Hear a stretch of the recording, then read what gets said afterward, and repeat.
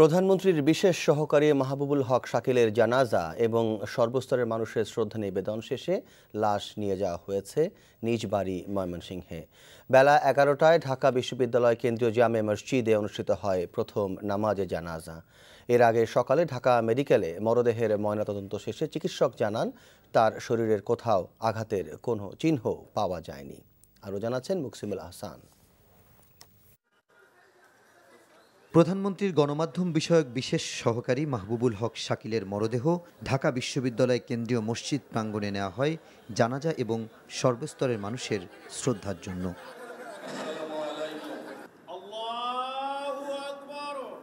জানাজায় অংশ নেন রাজনীতিবিদ, গণমাধ্যম ব্যক্তিত্ব, কবি, সাহিত্যিক সহ তার দীর্ঘদিনের সহকর্মীরা। ছিলেন মরহুমের শুভাকাঙ্ক্ষী এবং স্বজনেরা।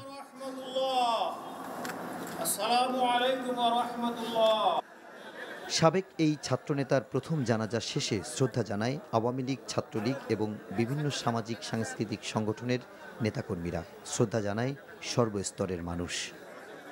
একজন চমৎকার মানুষ, সব সময় হাস্যোজ্জ্বল, তার কোনো শত্রু থাকতো না, সবসময় সদালাপি ছিলেন, হাসি খুশি ছিলেন, অত্যন্ত মেধাবী ছিলেন মাহবুবুল হক শাকিল।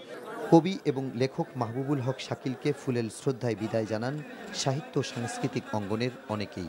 তার একটা পোশাকি রাজনৈতিক পরিচয় ছিল, তার পোশাকে একটি পেশাদারি পরিচয় ছিল, কিন্তু আমরা তাকে মনে করতাম আমাদেরই ছেলে, আমাদেরই ছোট ভাই, আমাদেরই সহযোগী বন্ধু, এবং আমাদের এই পেশার সঙ্গে তার সম্পর্ক ছিল অত্যন্ত একাত্ম। ও খুব বিশ্বাসী মানুষ ছিল।